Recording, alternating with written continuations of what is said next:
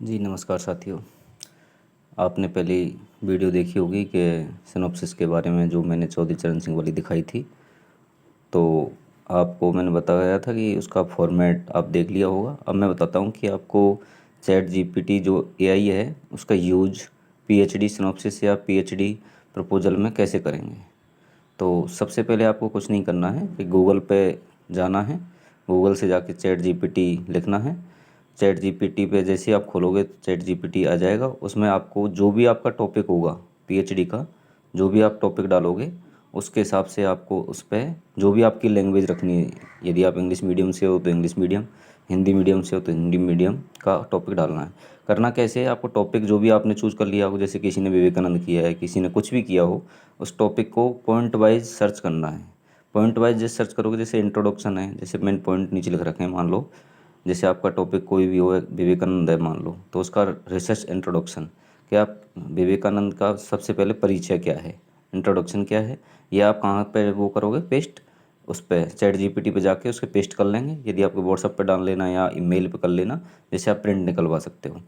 जैसे आपका टॉपिक हो गया विवेकानंद, तो उस पर आपको क्या करना है, चैट जीपीटी पे जाके लिखना है रिसर्च इंट्रोडक्शन विवेकानंद के बारे में। तो विवेकानंद के बारे में यदि हिंदी इंग्लिश जो भी आप मांगोगे वो सारा आप उसके बारे में आपको दे देगा, उसको आप पेस्ट कर लोगे। उसके बाद आपको दोबारा चैट जीपीटी पे डालना है रिसर्च ऑब्जेक्टिव, जैसे विवेकानंद का ऑब्जेक्टिव क्या है, आपके टॉपिक का ऑब्जेक्टिव क्या है। तीसरा जैसे फिर दोबारा उसे पेस्ट कर लोगे।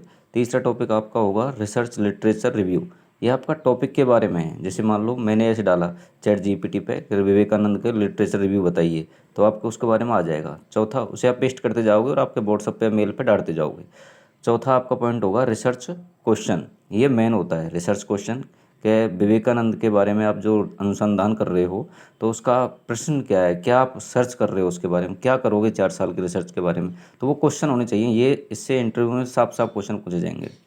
फिर पांचवा टॉपिक आता है रिसर्च मेथडोलॉजी, क्या आपकी विधि क्या होगी, कैसे आप उस पर बारे में रिसर्च करोगे। छठवा आता है रिसर्च गैप, रिसर्च गैप के बारे में कि इसमें पहले जिन्होंने रिसर्च की है और हम करेंगे तो इसके बीच में क्या गैप रहा है, तो मतलब हम क्या नया करेंगे। तो ये रिसर्च गैप से क्वेश्चन इंटरव्यू में पूछा ही जाएगा।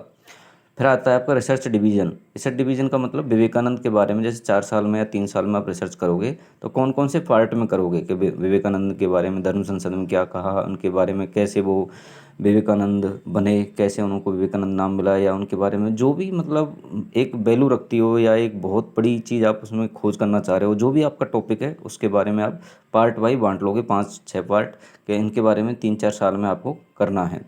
फिर आता है आठवां टॉपिक प्राइमरी सोर्सेज, कि प्राइमरी सोर्स आप क्या क्या कहाँ से लोगे, विवेकानंद के बारे में जानकारी कहाँ से लोगे या किसी के बारे में कहाँ से जानकारी। आपको प्राइमरी सोर्स वो होते हैं जो मूल किताबों से होते हैं या मूल होते हैं, जैसे विवेकानंद ने कोई किताब लिखी हो या वो मूल सोर्स हो उनका, या उनका कोई लेटर हो या उनका कोई वस्तु हो, तो वो प्राइमरी सोर्स में आते हैं। सेकेंडरी सोर्स में वो आते हैं जो उनके बारे में हमने लिखा हो, जैसे सेकेंडरी सोर्स में जो भी किताब, जैसे मान लो मैंने विवेकानंद के बारे में कोई बुक लिख दी तो वो आपका सेकेंडरी सोर्स होगा।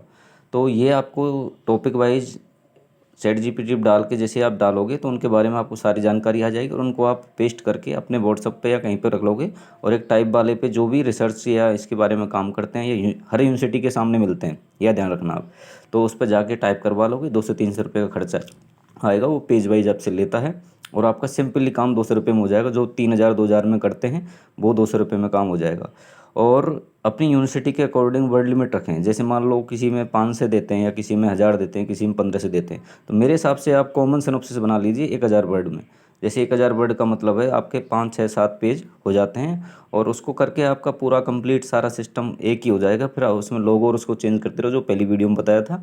तो सभी जो पीएचडी मेरे साथीगण हैं, जो पीएचडी कर रहे हैं, जो हायर एजुकेशन में भारत का सपना पूरा कर रहे हैं और गिने चुने लोग हैं, और आप सभी का भारत के इस पीएचडी प्रोग्राम में स्वागत है। क्योंकि आम जो फैमिली से बिलोंग करते हैं या गांव में भी जो भी लोग होते हैं उनमें डॉक्टर लगाना नाम का एक सपना होता है।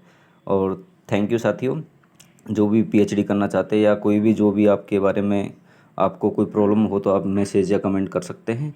और आपको अगर कुछ सीखा हो तो लाइक सब्सक्राइब करोगे, आपको कुछ मिलता है तो कीजिए, नहीं तो समय बहुमूल्य है। और अपने माँ बाप के चरणों में झुके रहिए, क्योंकि उनके चरणों में झुकोगे तो संसार के कहीं पे आपको झुकना नहीं पड़ेगा। थैंक यू दोस्तों।